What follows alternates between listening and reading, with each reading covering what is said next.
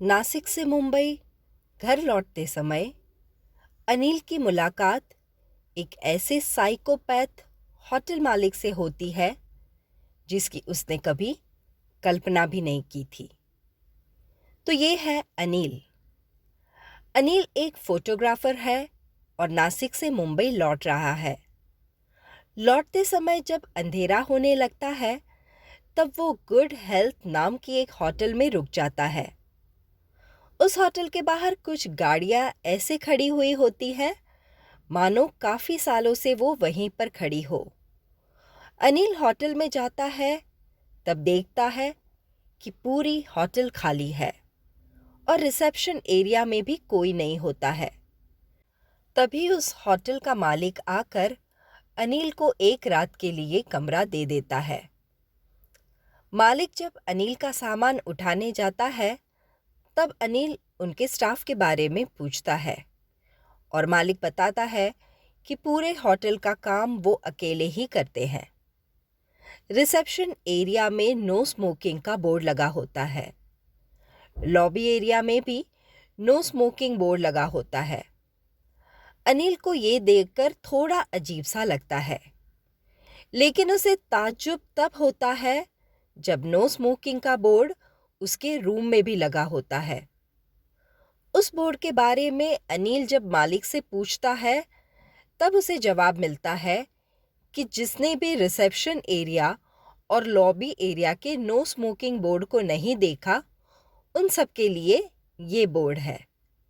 मालिक वहां से चला जाता है और अनिल कमरा बंद करके अपनी सिगरेट निकालता है। मालिक अनिल को पानी देने आता है और अनिल के हाथ में सिगरेट का पैकेट देखकर उससे पैकेट छीन लेता है। मालिक बताता है कि अनिल जब होटल से जाएगा तब उसे वो सिगरेट का पैकेट वापस दे देगा। अनिल होटल में फ्रेश होकर रिसेप्शन एरिया में मालिक से अपना सिगरेट पैकेट लेने आता है, लेकिन मालिक उसे सिगरेट पैकेट देने से इनकार कर देता है और सिगरेट से होने वाली बीमारियों के बारे में चेतावनी देता है। अब अनिल को बहुत ज़्यादा गुस्सा आता है। मालिक तब बताता है कि उसके पिताजी की मौत सिगरेट पीने से ही हुई थी। अनिल को उनके लिए बुरा लगता है, लेकिन वो मालिक को बताता है कि वो धीरे धीरे सिगरेट पीना छोड़ देगा, लेकिन अभी उसे अपनी सिगरेट चाहिए। इस पर मालिक जब इनकार कर देता है तब अनिल अपना सामान बांधकर वो होटल छोड़ने के लिए तैयार हो जाता है। जब अनिल अपना सामान लेकर रिसेप्शन एरिया में आता है तब देखता है कि दरवाजे पर ताला लगा है। अनिल को अब बहुत ज़्यादा गुस्सा आ जाता है और वो मालिक पर हाथ उठाने ही वाला होता है कि मालिक अनिल को पिस्तौल बताता है। अनिल पिस्तौल देखकर चौंक जाता है। मालिक बताता है कि 70% लोगों की सिगरेट पीने की आदत उन्होंने छुड़वाई है। बाकी 30% का क्या हुआ ये दिखाने वो अनिल को अपने साथ तहखाने में लेकर जाते हैं।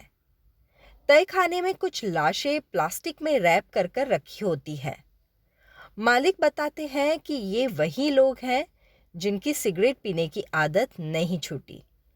मालिक अनिल को वादा देते हैं कि वो उनकी सिगरेट पीने की आदत 6 महीने में छुड़वा कर ही रहेंगे।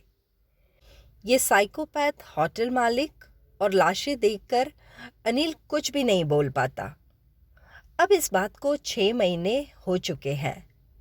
रिसेप्शन एरिया में एक आदमी एक कमरा लेने आता है और वहाँ पर उस होटल के मालिक की जगह पर अनिल बैठा होता है।